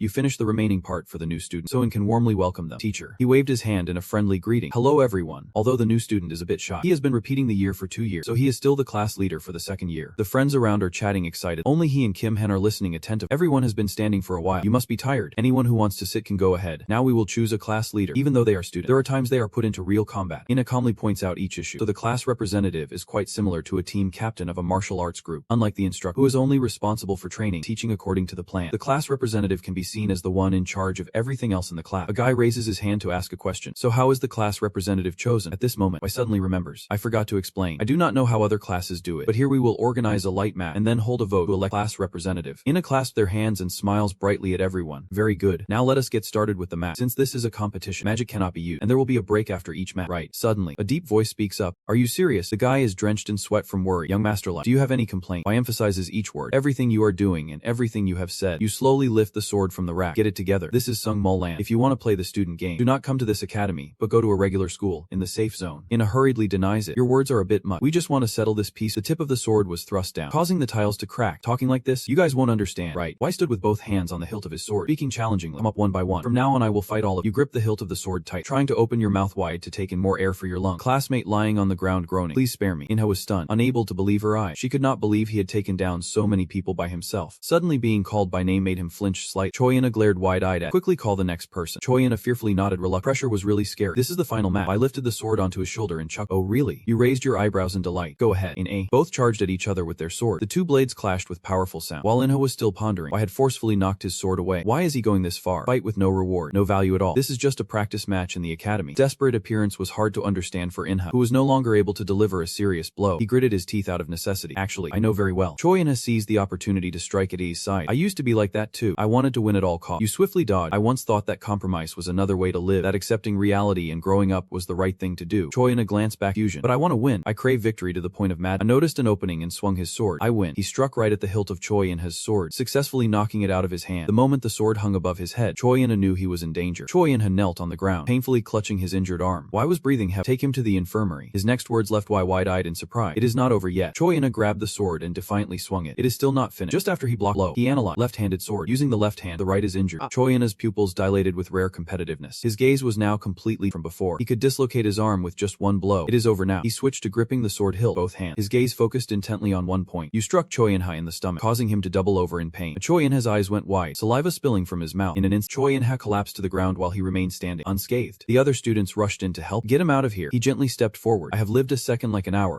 like a year. You stepped onto the stone step and shouted down below. Who does not know that living comfortably is easier? But if you do not risk everything fighting every second, you will end up losing it all. So even while breathing, we fight, fighting against ourselves and everything around us. The students below stood up, their injured bodies gathering in one. Have you ever lived like that? His hand clenched tight. He shouted loudly. That is what we call struggle. Dong-hu approached from a distance, scolding. You have gone too far. There are 4 with broken bones and 3 with internal injury. You lowered your head and shut your eyes tight. If you want to survive in the chaos, at the very least you have to be able to laugh in the face of those injuries. He explained that those kids have their reason. The voice of the teacher carried a cold, harsh tone that scared Dong. Even the students understood. So why should the teacher have to explain? You just brushed past him. People like him are rare in Sungmu land. He is a good person. Dong stood frozen as the figure gradually faded away. They are students of Sungmu land. If they go astray, even if he has to play the villain, he should bring them back. He was a bit upset, silently clenching his fist. Just do your duty. From the view under the dome, the sky today was unusually clear. The scene shifted to the teacher arriving at class before dawn, feeling really sore. While you were still complaining, you suddenly froze. I might have overdone it yesterday. The students in the class were lined up properly in the courtyard. Although some felt hostile or uncomfortable, none of them tried to escape or turn away. They looked at you with determined eyes. They were still scared like yesterday. There would be no hope, but it did not seem too bad. The teacher walked past each one with 100 thoughts in his mind. Comes that piece of trash. Someone behind is happily calling you. Young master, you are here. Seeing that it was Kim Han, I greeted him warmly. You came early. He scratched his head and smiled foolishly. I was afraid I did not perform well in front of you yesterday. We are still just students. Being inadequate is natural. The bruise on Kim Han's face was still dark, but he smiled and chatted happily as if nothing was wrong. He suddenly switched to a polite attitude. Young master, if you do not mind, can I ask you a question? Comfortably accept. Huff, sure. Feel free to ask. Kim Han held his fist tight, determined. What do I need to do to be as strong as you? I excitedly pointed to one side of his temple, saying that he was not qualified to teach anyone yet, but he had a good eye, or perhaps a keen intuition. The more he explained, the more surprised Kim Han was, with his eyes wide open and mouth agape. Didn't you dodge my attack 3 times in a row yesterday? Take advantage of that. I think you are more suited to techniques than strength. You put your life on the line to hone what you have. One day you will be different. Kim Han stuttered for a long time before leading a sentence. Thank you. A strange voice echoed, causing Wai to turn around instinct. Hello, young master. Choi In-ha appeared with his arm in a cast. You look pathetic. There is no way you can train like this. Right. He sighed helplessly. If I decide to take a break, will you leave me alone? Are you going to say all that fighting talk and then call me coward? Choi In-ha quickly brushed past. I just do not want to hear that stuff anymore. That is why I am out here. He smiled contented, thinking to himself, you have changed. The sky was still covered by a dark cloud, but the training ground was live. Gather up. Dong-hu called out loud. 4 people are sick. 5 are absent without reason. So we have 11 people left. Seeing the state of the kids made him worry. They all looked exhausted. The students all lowered their head, not saying anything, unlike their usual energetic self. Moreover, the atmosphere is different. Is it just because there is a predator that the students are so tense now? Dong-hu pretended not to notice the strange atmosphere and continued to announce. We were supposed to do a basic physical test today, but considering the current situation, he seemed to have made up his mind to tighten his grip. I will change the plan. Dong-hu stood in the middle of the students and loudly declared, we will start the physical test right now. When the sky changed, it was also the time when the students sat scattered on the ground, gasping for breath. The physical test has concluded. From now on, free training will be managed by the class president. The old man can still stand, but he is sighing heavily. It took a whole 10 hours to check our physical fit. I am feeling a bit tired too. You quickly adjusted your mood. Could not stop yourself. The old man stepped up the stairs while the students behind whispered among themselves. Does not the instructor seem a bit unusual today? Witted classmate guessed it was because of yesterday's map. Many people got injured, and if it were before, he would be definitely given them a break. A voice cut through their conversation. Standing above, announced clearly. No need for an introduction. I am young class president. Choi In-ha also stared wide-eyed at the person up, just as she had said yesterday. Kim Ha looked at Young with admiration, listening as he continued. The class president has full authority over everything except the instructor's orders. Someone was gritting their teeth in anger while you were speaking. My training time will be extremely hard. Those who can keep up. I have no intention of dragging along those. A student frowned unhappily. That annoying guy. He is a 5th-year student in Kim Bosio's class. The old man booted by forcefully placing the tip of his sword on the ground. If you are not satisfied, feel free to challenge me. Just hit me once, and I will step down as class leader. You pointed decisive. All right, no need for more words. Let us get started. Fight the person next to you. Scene change. The sun is rising higher. Only a few students are left on the field, still gasping for breath. And finally, only 6 remain. The others have given up halfway. All the students could not even move a finger. Stop. That is enough for today. Disperse. You did well. The students began to gather and badmouth the damn bastard. Because of him, we are suffering like this. I really can't stand that jerk. What does this even mean? Another student angrily criticized. I do not intend to follow that. Kim Han, even struggling to breathe, yelled out, come on. He clenched his fist and gritted his teeth, honestly saying, I feel so frustrated. Even though he is exhausted, we still can't hit him even once. A student saw Choi In-ha looking dejected and came over to ask, hey In-ha, what do you think? Another student added, last year we had so much fun. Or do you think Choi In-ha is tired of being interrupted, so happy that he gets held back? The other student was surprised. What? Choi In-ha tried to stand up and vaguely explain, things do not change this time. I will really live like a failure. Even if I get my arms and legs broke, I want to try at least. I really want to. Students could only fall silent and listen to him complain. You guys know that too? That little prince's name. I mean, you guys understand what he wants to do, right? The group of students just silently watched In-ha gradually move away. Even though he could barely stand, he was extremely determined. I am going to try to fight. This time might really be the last, so stay alert. Do not resist uselessly, or pretend you do not know anymore. Time flies to a beautiful day. in the laboratory with the cold sound of machine. Come on, transform. He was sitting still with his eyes closed on the chair, holding a spark of blue fire in his hand. The blue flame was burning brightly in the front. The back was fading away. Stop here. Writing down. Ho felt tired and frustrated. Yet another failure. Every time I tried to create the aura, its form collapsed again. She kept pointing at the paper while scolding. I did not expect this problem to arise after turning 3. He raised his hand and waved it a few times. If only there were documents about how ancient people used magical power. That would be great. You sat still in the chair, lost in thought. If it is the memory of infinity. I still have not read the next memory. Anyway, the trip to Thukak was more fruitful than back in those days. Humanity had to fight against those dark things. The thing was covered by black mist, making the 7 monsters tremble in fear. Even the brave generals of the kingdom were defeated. That black mist hid in the deep mountain ranges. Countless heroes sealed it. The northern devil mount. The king granted land to honor that achievement. The hero, grateful for the king's grace, created a sword they crafted together, illuminating humanity. At that time, they named it the Infinite. Clenched his fist tight. Finding information about the infinite is a major harvest. Junho's mood suddenly blossomed unusually. After all, you have already touched aura. Stepping into the real 3 stars is truly impressive. She looked at him affectionately. Current deadlock would soon be resolved. In fact, the magnification technique and transformation technique are almost perfected by you. He buttoned his shirt and replied, Thank you for teaching me every time. He looked at Junho with sparkling eyes and remembered. Miss, what will Dappa learn next? She pen and patiently explained. You will learn how to use the energy technique and aura skill, but mastering them will take a lot of time. Grandpa Ho is excited, hoping that Y will share with her. How's the training for the students going? You always look so tired. He sighed. But it is just normal. Really? Grandpa Ho smiled bright, full of hope. Ho, really? If it is tough, let me give you a hand. Y was startled. Ho, how do you plan to help? Grandpa Ho put his hand on his chest, confidently declaring, You will find out soon enough. Just believe in me. He made a face, feeling a bit regret. I hear that trusting makes me worried already. A gentle breeze lifted John Ho's hair slightly. Today there will be a special lecture on magic. Everyone adjusted their out and maintained their posture. Waiting. She wore a serious white doctor's coat, standing in front of the class. This is elderly Jin Ho, a researcher from Dung Emil. Dung Ho pointed at her to remind everyone, and they all applauded. Grandpa Ho rubbed his, chuckling a bit. I am so embarrassed. She picked up a piece of chalk and winked.